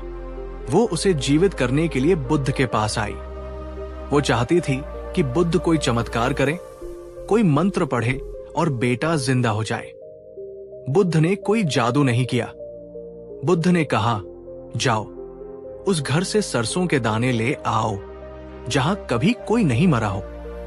किसा गौतमी पूरा दिन घूमी, उसे सरसों तो मिली, लेकिन ऐसा कोई घर नहीं मिला जहां मृत्यु न हुई हो। शाम तक उसे समझ आ गया कि मृत्यु अटल है। उसका भ्रम टूट गया। वो बुद्ध के पास आई और भिक्षुणी बन गई। जरा सोचिए, अगर बुद्ध उस दिन मंत्र पढ़कर बच्चे को जिंदा कर देते, चमत्कार कर देते, तो क्या होता? किसा गौतमी खुश हो जाती, लेकिन कुछ साल बाद वो बेटा फिर मरता या किसा गौतमी मरती। दुख फिर आता। वो कभी सत्य को नहीं जान पाती। बुद्ध ने जादू नहीं किया, उन्होंने उसका नजरिया बदल दिया। उन्होंने उसे एक साधारण महिला से एक जागृत संत बना दिया। यही बुद्ध का तरीका है। वे आपको बैसाखी नहीं देते, वे आपको चलना सिखाते हैं। दोस्तों, भगवान से ये मत मांगो कि मेरी मुश्किलें हटा दो। भगवान से ये मांगो कि मुझे मुश्किलों से लड़ने की ताकत दो, सत्य। जादूगर आपको भ्रमित करता है, गुरु आपको जगाता है। तो दोस्तों, असली चमत्कार क्या है और हम इसे कैसे कर सकते हैं? बुद्ध के अनुसार आप खुद एक जादूगर बन सकते हैं। कैसे? 1. माफी का चमत्कार, अगर कोई आपसे नफरत करता है और आप उसे माफ कर दे तो आपने नफरत के नियम को तोड़ दिया। ये चमत्कार है। 2, दान का चमत्कार, जब आपकी जेब में कम पैसे हों फिर भी आप किसी भूखे को खिला दे, ये चमत्कार है। 3, बदलाव का चमत्कार, अगर आप कल तक शराबी थे और आज आपने संकल्प लेकर नशा छोड़ दिया तो आपने अपनी किस्मत बदल दी। ये सबसे बड़ा चमत्कार है। बुद्ध ने कहा था, हजारों युद्ध जीतने से बेहतर है खुद पर विजय पाना। वही असली विजेता है। बाहरी ताबीजों और अंगूठियों का इंतजार मत करो। तुम्हारा पसीना, तुम्हारा संकल्प और तुम्हारा विवेक, यही वो जादू है जो तुम्हारी दुनिया बदल सकता है। दोस्तों, ये वीडियो उन लोगों के लिए था जो शॉर्टकट ढूंढ रहे हैं। उम्मीद है अब आप समझ गए होंगे कि भगवान जादूगर नहीं, मार्गदर्शक है। आज का सवाल बहुत खास है। क्या आप किसी चमत्कार का इंतजार करेंगे या आज से अपनी मेहनत से अपना चमत्कार खुद लिखेंगे? कमेंट बॉक्स में लिखें, मैं अपना चमत्कार खुद बनूंगा। अगर आपको यह कड़वा सच पसंद आया तो वीडियो को लाइक करें। इस वीडियो को उन लोगों के साथ शेयर करें जो ढोंगी बाबाओं या अंधविश्वास के चक्कर में फंसे हैं। सब्सक्राइब करें और हमारे परिवार का हिस्सा बने। तब तक के लिए चमत्कार मत ढूंढो, सत्य को जियो। नमो बुद्धाय। हमारी इस पूजा पाठ श्रृंखला के 6ठे भाग में आपका स्वागत है। आज मैं आपसे एक बहुत ही निजी सवाल पूछना चाहता हूं। जब आप भगवान के सामने हाथ जोड़ते हैं, आंखें बंद करते हैं, तो आपके मन में क्या चलता है? धन्यवाद या मांग? जरा अपनी पिछली कुछ प्रार्थनाओं को याद कीजिए। हे भगवान, मेरा बिजनेस चल जाए, मैं नंगे पैर मंदिर आऊंगा। हे ईश्वर, मेरे बेटे की नौकरी लग जाए, मैं भंडारा करवाऊंगा। हे अल्लाह, मुझे बीमारी से बचा लो, मैं चादर चढ़ाऊंगा। दोस्तों, क्या ये प्रार्थना है या ये व्यापार है? हम भगवान के साथ सौदा, डील कर रहे हैं। हम कह रहे हैं, तुम मेरा काम करो, बदले में मैं तुम्हें रिश्वत दूंगा। जैसे हम किसी भ्रष्ट सरकारी अफसर को रिश्वत देते हैं, वैसे ही हम ब्रह्मांड के रचयिता को भी रिश्वत देने की कोशिश करते हैं। क्या वो ईश्वर जिसने ये पूरी दुनिया बनाई आपके 50 रुपए के नारियल या 100 रुपए के प्रसाद का मोहताज है? अगर वो इतना ही बिकाऊ होता तो दुनिया के सारे अमीर लोग सुखी होते और गरीब दुखी। लेकिन ऐसा नहीं है। आज हम गौतम बुद्ध से जानेंगे कि प्रार्थना और भीख में क्या अंतर है। हम जानेंगे कि जब आप भगवान से कुछ मांगते हैं तो आप उसे छोटा बना देते हैं, और जब आप बिना मांगे समर्पण, सरेंडर करते हैं तो आपको वो मिलता है जिसकी आपने कल्पना भी नहीं की थी। ये वीडियो उन सभी लोगों के लिए है जिनकी प्रार्थनाएं कबूल नहीं हो रही हैं। शायद आप तरीका गलत अपना रहे हैं। सही तरीका जानने के लिए इस वीडियो को अंत तक देखें। अगर आप भगवान से सौदा बंद करके प्यार करना चाहते हैं तो वीडियो को लाइक करें। चलिए भक्ति के असली रूप को समझते हैं। बुद्ध के समय की बात है। श्रावस्ती में एक बहुत बड़ा व्यापारी रहता था, सुदत्त। सुदत्त बहुत अमीर था, लेकिन उसका विश्वास लेन देन पर टिका था। एक बार उसका जहाज कीमती सामान लेकर समुद्र में गया। अचानक भयानक तूफान आ गया। जहाज डूबने की कगार पर था। सुदत्त घबरा गया। उसने तुरंत आंखें बंद की और जोर जोर से प्रार्थना करने लगा। हे वरुण देव, हे समुद्र देवता, अगर मेरा जहाज सही सलामत किनारे लग गया तो मैं आपको शुद्ध सोने का छत्र, अम्ब्रेला चढ़ाऊंगा। मेरी जान बचा लो। किस्मत से तूफान थम गया। जहाज बच गया। सुदत्त का लाखों का मुनाफा हुआ। वादे के मुताबिक उसने सोने का एक बहुत सुंदर और कीमती छत्र बनवाया। वो उसे लेकर मंदिर की ओर जा रहा था। रास्ते में उसे गौतम बुद्ध मिले। बुद्ध ने देखा कि सुदत्त बड़े गर्व से वो छत्र लेकर जा रहा है। बुद्ध ने पूछा, सेठ, ये कहां ले जा रहे हो? सुदत्त ने कहा, तथागत, मैंने मन्नत मांगी थी। भगवान ने मेरी जान बचाई, इसलिए मैं अपना कर्ज चुकाने जा रहा हूं। बुद्ध हंस पड़े। बुद्ध ने कहा, सेठ, एक बात बताओ, अगर तुम्हारा जहाज डूब जाता तो क्या तुम ये छत्र चढ़ाते? सुदत्त ने कहा, नहीं, बिल्कुल नहीं। अगर जहाज डूब जाता तो मेरा नुकसान हो जाता, मैं क्यों चढ़ाता? बुद्ध ने कहा, इसका मतलब ये छत्र तुम प्रेम के कारण नहीं, बल्कि सौदेव के कारण चढ़ा रहे हो। तुमने भगवान को धन्यवाद नहीं दिया, तुमने बस अपनी किश्त, इंस्टॉलमेंट चुकाई है। बुद्ध ने सुदत्त की आंखों में देखा और कहा, तुमने मान लिया कि भगवान एक लालची दुकानदार है जिसे तुम्हारे सोने की जरूरत है। क्या तुम्हें लगता है कि जिसने तूफान को रोका वो तुम्हारे इस छोटे से खिलौने छत्र से खुश होगा? सुदत्त ठिठक गया। उसे अपनी गलती का एहसास हुआ। बुद्ध ने कहा, सेठ, असली प्रार्थना ये नहीं है कि मेरा काम कर दो तो मैं दूंगा।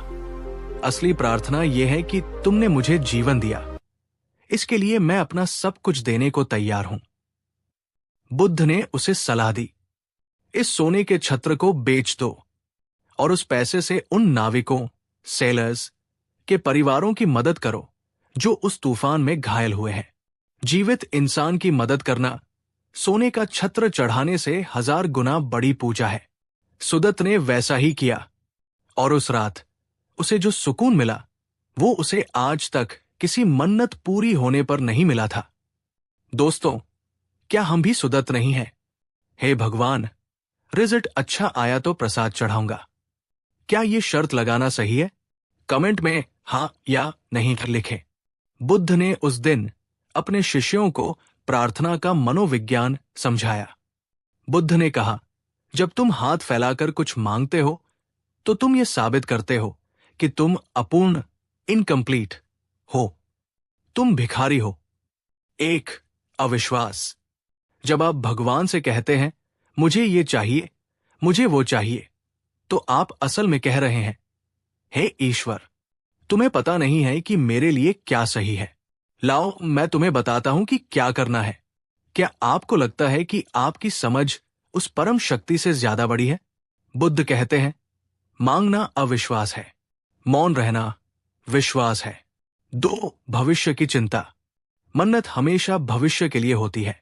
ऐसा हो जाए, वैसा हो जाए। यह दिखाता है कि आप वर्तमान, प्रेजेंट में खुश नहीं हैं। बुद्ध कहते हैं, सच्ची प्रार्थना भविष्य की मांग नहीं, बल्कि वर्तमान के लिए धन्यवाद, ग्रैटिट्यूड है। 3 इच्छाओं का जाल। आज आप साइकिल मांगेंगे, कल कार, परसों बंगला। मन्नतों का कोई अंत नहीं है। बुद्ध ने कहा, इच्छाएं आग की तरह है, तुम जितना घी मांगना डालोगे, आग उतनी भड़केगी। इसे बुझाने का तरीका मांगना नहीं, त्यागना है। बुद्ध ने एक बहुत ही कड़वा सच कहा, तुम मंदिर जाते हो अपनी इच्छाएं पूरी करने, लेकिन सच्चा धर्म वह है जहां तुम अपनी इच्छाओं को खत्म करने जाते हो। तुम भगवान का उपयोग कर रहे हो, प्रेम नहीं। दोस्तों, जरा सोचिए, एक छोटा बच्चा अपनी मां से चॉकलेट मांगता है तो मां दे देती है, लेकिन अगर वो बच्चा चाकू मांगे, आग मांगे, मां नहीं देगी। बच्चा रोएगा, मन्नत मांगेगा, पैर पटकेगा, लेकिन मां नहीं देगी क्योंकि वह जानती है कि ये उसके लिए बुरा है। ठीक वैसे ही कई बार हमारी प्रार्थनाएं इसलिए पूरी नहीं होती क्योंकि भगवान जानते हैं कि जो हम मांग रहे हैं, पैसा, वो खास इंसान, वो रुतबा, वो अंत में हमें बर्बाद ही करेगा। हमारी अनसुनी प्रार्थनाएं भगवान की सबसे बड़ी कृपा होती है। तो फिर सही तरीका क्या है? क्या हम अपनी परेशानियां भगवान को न बताएं? बुद्ध कहते हैं, बताने की जरूरत नहीं है, वो सब जानता है। जरूरत है समर्पण की। समर्पण, सरेंडर क्या है? समर्पण का मतलब हार मानना नहीं है। समर्पण का मतलब है संघर्ष बंद कर देना। बुद्ध ने प्रार्थना का एक नया रूप सिखाया, तत्ता। इसका मतलब है, जो हो रहा है ठीक है, जो होगा वो भी ठीक होगा। गलत प्रार्थना, हे भगवान, मेरी मुश्किलें हटा दो, सही प्रार्थना बुद्ध के अनुसार, हे ईश्वर, अगर मुश्किलें मेरे विकास के लिए जरूरी है तो उन्हें रहने दो। बस मुझे उनसे लड़ने की शक्ति, स्ट्रेंथ और विवेक दो। बुद्ध ने कहा, तुम्हें वो नहीं मिलता जो तुम चाहते हो, तुम्हें वो मिलता है जिसके तुम योग्य हो। इसलिए हाथ फैलाकर मांगने की बजाय हाथ जोड़कर खुद को योग्य बनाओ। दोस्तों, आज से अपनी प्रार्थना बदलिए। सौदा करना बंद कीजिए। ये मत कहिए, भगवान ये कर दो। ये कहिए, तेरा जो भी निर्णय होगा मुझे मंजूर है, क्योंकि तू मेरा बुरा कभी नहीं चाहेगा। जिस दिन आप ये कह देंगे, उस दिन आपके कंधे का सारा बोझ उतर जाएगा। आप हल्के हो जाएंगे। यही असली मुक्ति है। आपसे सवाल, क्या आप में इतनी हिम्मत है कि आप भगवान से कह सकें, मेरी मर्जी नहीं, तेरी मर्जी चले? कमेंट में लिखें, तेरी रजा में राजी हूं। बुद्ध ने प्रार्थना को समझाने के लिए खाली कटोरे का उदाहरण दिया। बुद्ध ने अपने भिक्षुओं से कहा, अगर तुम एक कटोरे को उल्टा करके बारिश में रख दो तो क्या उसमें पानी भरेगा? भिक्षुओं ने कहा, नहीं भगवान। बुद्ध ने कहा, अगर कटोरे को सीधा रखो लेकिन उसमें पहले से ही पत्थर और कचरा, अहंकार और इच्छाएं भरा हो तो क्या उसमें पानी, कृपा भरेगा? भिक्षुओं ने कहा, नहीं भगवान। बुद्ध ने मुस्कुराकर कहा, ठीक वैसे ही जब तुम प्रार्थना करने जाते हो तो तुम अपनी मांगों, शिकायतों और अहंकार से भरे होते हो। तुम भरे हुए हो, इसलिए ईश्वर की कृपा तुम तक पहुंचती तो है लेकिन तुम्हारे भीतर समान नहीं पाती।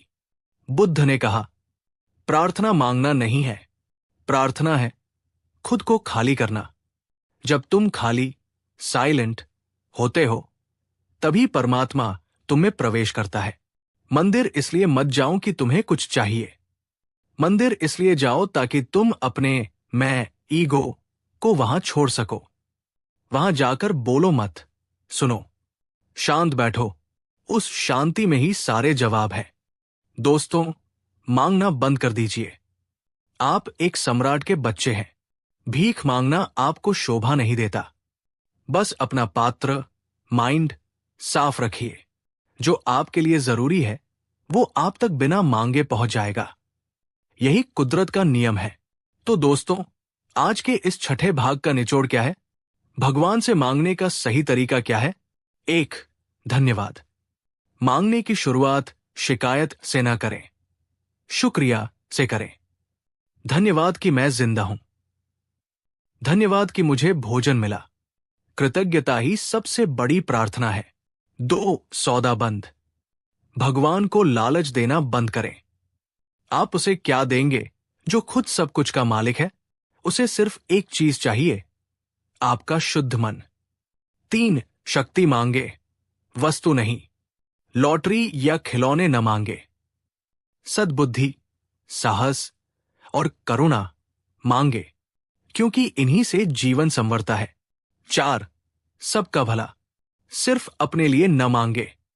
बुद्ध की प्रार्थना थी, सब्बे सत्ता सुखिता होन्तु, संसार के सभी प्राणी सुखी हों।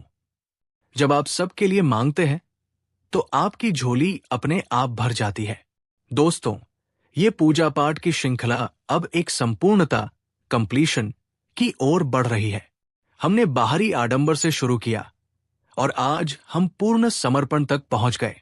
उम्मीद है आज के बाद आप जब भी हाथ जोड़ेंगे तो आप भिखारी बनकर नहीं, भक्त बनकर जुड़ेंगे। अगली बार जब आप मंदिर पूजा स्थल जाएंगे तो आप क्या करेंगे? मांगेंगे या धन्यवाद देंगे? कमेंट बॉक्स में अपना संकल्प लिखें। हमारी पूजा पाठ श्रृंखला के 7वें भाग में आपका स्वागत है। आज मैं उस दर्द पर उंगली रखने जा रहा हूं जिससे हम सब गुजरते हैं। जरा सोचिए, आप सुबह नहा धोकर, साफ कपड़े पहनकर मंदिर या अपने पूजा घर में बैठते हैं।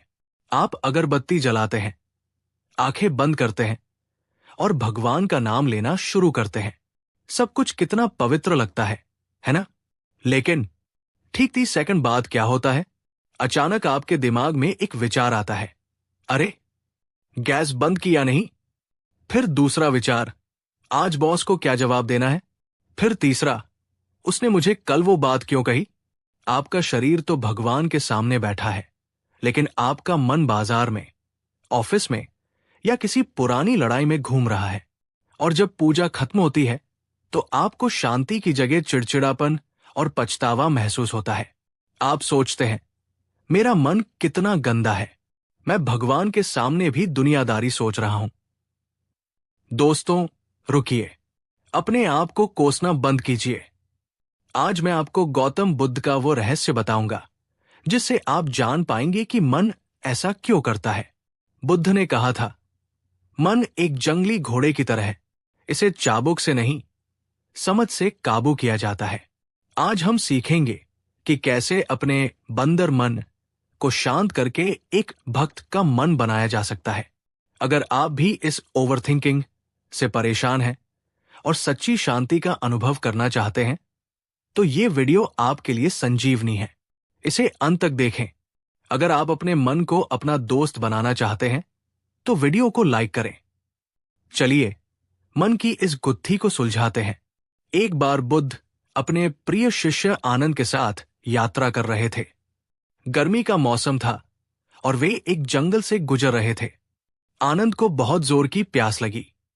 बुद्ध एक पेड़ के नीचे बैठ गए और बोले, आनंद, हम अभी जिस छोटे झरने को पीछे छोड़कर आए हैं, जाओ वहां से मेरे लिए थोड़ा पानी ले आओ। आनंद तुरंत लोटा लेकर पीछे गया, लेकिन जब वो उस झरने के पास पहुंचा तो उसने देखा कि अभी अभी वहां से कुछ बैलगाड़ियां गुजरी हैं। पहियों के कारण झरने का पानी पूरी तरह गंदा और कीचड़ युक्त हो गया था। सड़े हुए पत्ते ऊपर तैर रहे थे। वो पानी पीने लायक बिल्कुल नहीं था। आनंद खाली हाथ वापस आ गया। उसने बुद्ध से कहा, तथागत, पानी बहुत गंदा है, उसे पिया नहीं जा सकता। मैं आगे जाकर किसी नदी से पानी ले आता हूं। बुद्ध ने कहा, नहीं आनंद, उसी झरने पर जाओ और पानी लेकर आओ। आनंद हैरान था, गंदा पानी क्यों लाना है?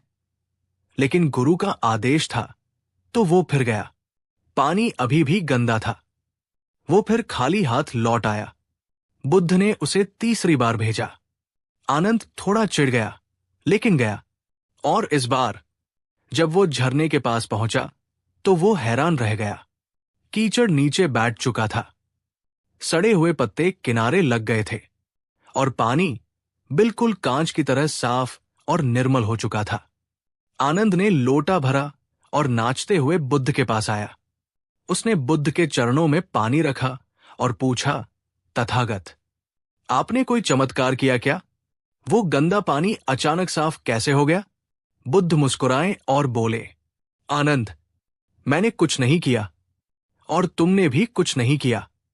तुमने बस इंतजार, पेशेंस किया। बुद्ध ने समझाया, जब पानी गंदा था, अगर तुम उसमें हाथ डालकर उसे साफ करने की कोशिश करते तो वो और गंदा हो जाता। तुमने उसे समय दिया। कीचड़ अपने आप भारी होकर नीचे बैठ गया और पानी अपने स्वभाव से साफ हो गया। बुद्ध ने कहा, आनंद, तुम्हारा मन भी उस झरने की तरह है। जब तुम पूजा करने बैठते हो तो विचारों की बैलगाड़ियां चलने लगती हैं। कीचड़, विचार ऊपर आ जाता है। तुम गलती ये करते हो कि तुम उस कीचड़ से लड़ने लगते हो। तुम कहते हो, चुप हो जा मन, विचार मतला। इससे मन और गंदा हो जाता है। तुम्हें बस किनारे बैठकर उसे देखना है, उसे समय देना है। विचार अपने आप नीचे बैठ जाएंगे। क्या आप पूजा करते समय विचारों से लड़ते हैं या उन्हें शांति से देखते हैं? कमेंट में सच सच बताएं। बुद्ध ने उस दिन एकाग्रता का सबसे बड़ा सूत्र दिया। उन्होंने बताया कि पूजा में मन क्यों नहीं लगता। इसके दो मुख्य कारण हैं। एक, दमन। हम सोचते हैं कि पूजा का मतलब है विचारों का ना आना। ये गलत है। दिमाग का काम है विचार पैदा करना, जैसे आंख का काम है देखना। जब आप जबरदस्ती कहते हैं, मुझे ऑफिस के बारे में नहीं सोचना है, तो दिमाग सिर्फ और सिर्फ ऑफिस के बारे में ही सोचेगा। बुद्ध ने कहा, जिस चीज का तुम विरोध करोगे, रेजिस्ट, वो कायम रहेगी। 2. अरुचि। हमारा मन वहां लगता है जहां हमें रस मिलता है। हम फिल्म देखते समय एकाग्र होते हैं, लेकिन पूजा में नहीं। क्यों? क्योंकि हमने पूजा को एक बोझ या ड्यूटी बना लिया है। हम जल्दी से जल्दी उसे निपटाना चाहते हैं। मन वहां नहीं रुकता जहां उसे मजा ना आए। बुद्ध ने कहा, तुम शरीर को जबरदस्ती बिठा सकते हो, लेकिन मन को जबरदस्ती नहीं बिठा सकते। मन को प्रेम से बुलाना होगा। दोस्तों, अपने मन को दुश्मन मानना बंद करें। ये मत कहिए, मेरा मन बहुत चंचल है, ये मेरा कहना नहीं मानता। ये कहिए, मेरा मन एक छोटा बच्चा है, इसे धीरे धीरे सिखाना होगा। जब पूजा में कोई बुरा विचार आए तो डरिए मत। भगवान आपको सजा नहीं देंगे। भगवान जानते हैं कि आप इंसान हैं। विचार आना पाप नहीं है, विचारों में बच जाना बेहोशी है। तो फिर उपाय क्या है? मन को शांत कैसे करें? बुद्ध ने इसके लिए एक विधि दी, साक्षी भाव या ऑब्जर्वेशन। जब आप पूजा या ध्यान करने बैठें तो ये 3 कदम, स्टेप्स उठाएं। स्टेप 1, स्वीकार करें। जैसे ही आप आंखें बंद करें, अपने मन से कहें, आज जो भी विचार आएगा मैं उसका स्वागत करूंगा, चाहे वो अच्छा हो या बुरा। दरवाजे खोल दो। जब मन देखेगा कि आप लड़ने के लिए तैयार नहीं है तो वो ढीला पड़ जाएगा। स्टेप 2, देखें, बहें नहीं। विचार आएंगे, कल क्या होगा? जैसे ही विचार आए उसे देखें। मन में कहें, अच्छा, ये कल का विचार है, और उसे जाने दे। उसके साथ कहानी मत बनाइए। गलत, कल क्या होगा? अगर बॉस ने डांटा तो मेरी नौकरी चली जाएगी। सही, भविष्य का विचार आ रहा है। ठीक है, जाओ। स्टेप 3, एंकर का इस्तेमाल करें। Use an anchor. मन को टिकने के लिए एक जगह चाहिए। बुद्ध ने सबसे अच्छा एंकर बताया, सांस। जब भी मन भटके, प्यार से उसे वापस अपनी सांस पर ले आएं। या अगर आप मंत्र जप रहे हैं तो मंत्र की ध्वनि पर ध्यान लगाएं। बुद्ध ने कहा, जैसे एक चरवाहा अपनी गाय को रस्सी ढीली छोड़कर भी उस पर नजर रखता है, वैसे ही तुम अपने मन पर नजर रखो। लड़ो मत, बस देखो। दोस्तों, ये जादू की तरह काम करता है। जब आप विचारों को सिर्फ देखते हैं तो वे अपनी शक्ति खो देते हैं। गंदे पानी के तालाब की तरह धीरे धीरे विचार नीचे बैठ जाते हैं और आपका मन शून्य, 0 हो जाता है, और उस शून्य में ही परमात्मा का प्रवेश होता है। क्या आप कल सुबह पूजा करते समय विचारों से लड़ने की बजाय उन्हें सिर्फ देखने का प्रयास करेंगे? कमेंट में लिखें, मैं साक्षी बनूंगा। मन न लगने का एक बहुत बड़ा कारण है हड़बड़ी। जल्दी से 108 बार मंत्र पढ़ लूं, फिर ऑफिस जाना है।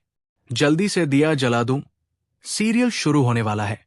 जब आप हड़बड़ी में होते हैं तो मन कभी एकाग्र नहीं हो सकता। बुद्ध ने कहा था, धैर्य, पेशेंस ही सबसे बड़ी तपस्या है। बुद्ध का सुझाव, अगर आपके पास 15 मिनट है तो ये लक्ष्य मत रखिए कि मुझे पूरी हनुमान चालीसा पढ़नी है या 10 माला करनी है। लक्ष्य रखिए, मैं 15 मिनट भगवान के साथ रहूंगा, चाहे मैं सिर्फ 2 लाइन ही क्यों न पढ़ पाऊं।